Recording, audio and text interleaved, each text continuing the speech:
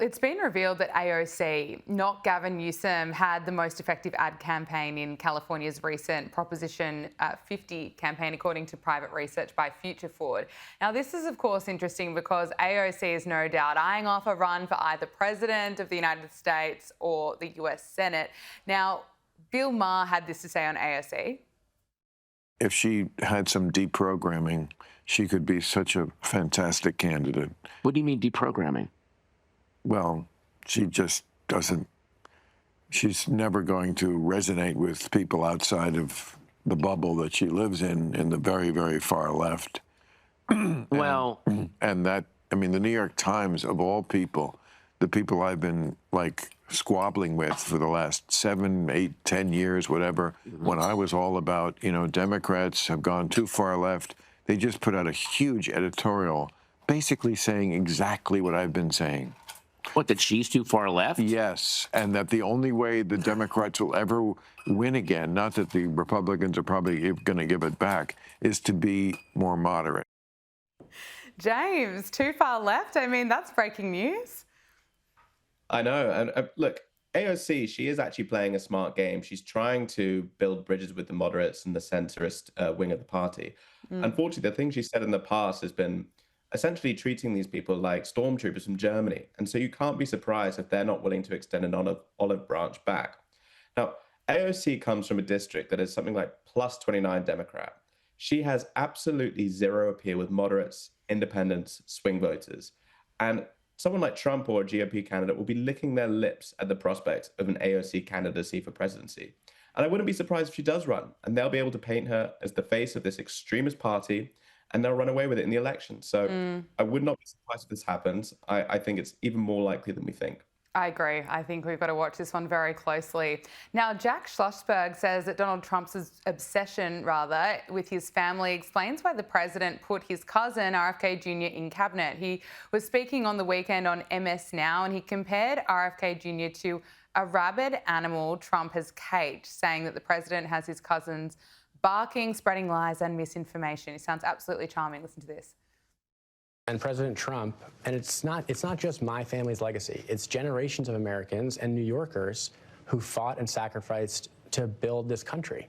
And he is dismantling that legacy. He's so obsessed with the Kennedys and the Kennedy name and the Kennedy brand that he caged one and put it in his cabinet, a rabid dog in his cabinet, put a collar on my cousin RFK Jr. and has him there barking, spreading lies and spreading misinformation. Yeah, it's funny when they're projecting, when I think someone has a little bit of a TD-esque. James, can I get your thoughts on this?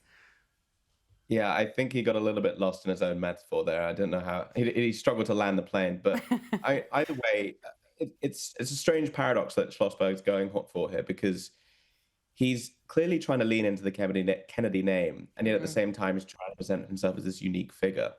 I don't believe that any family or any political dynasty should be getting a leg up in American politics. This is an egalitarian country. It runs against the ideals and founding principles of one of the greatest countries on the earth. And someone like Jack Schlossberg, who thinks they can just slot into a New York political seat, is, I think, an insult to the system, and I hope voters will see through it. Look, coming up this week, President Trump's going to be hosting Saudi Crown Prince Mohammed bin Salman at the White House. This is for high-level talks aimed at strengthening economic and defence ties. What more can we expect from this? Well, I think, first of all, it's actually just a great thing that this meeting's even happening. Let's not forget with the Biden years that he chose to snub him after the Khashoggi murder, and that resulted in this tripartite effort between China, Iran, and then Russia later on, where you had this much more enmeshing of relations that even resulted in a rapprochement with Iran. So I think Trump is doing exactly the right thing by actually bringing these people to the table and trying to restart relations. I think it's a good thing that he's selling F-35 jets. It may not be in Israel's interest, but America has to act in its own interests. I think that's exactly what Donald Trump is doing. Look, finally, let's just talk about the UK. We've spoken about it plenty of times before, but I mean, just this year, almost 40,000 people have crossed the English Channel in small inflatable boats. Keir Starmer is on 17% looking at his polling numbers, and now the UK has announced an overhaul of its immigration system to reduce the amount of asylum seekers. Under this new policy, the deportation of illegal migrants will be fast-tracked and refugee status will become temporary. Let's just take a listen to UK Home Secretary Sabana Mahmood.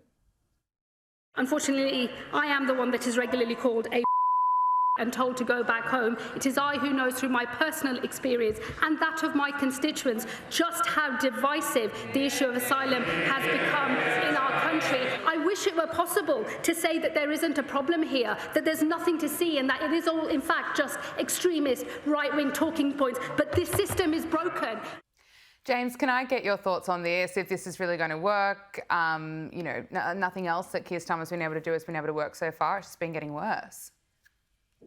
Well, it is refreshing to hear a Labour minister talk like that after so many years of denying there was even a problem. But Labour, quite frankly, is dancing to Farage's tune right now. And there's a reason that he's on track to become Britain's next Prime Minister, unless there's a radical change in policy.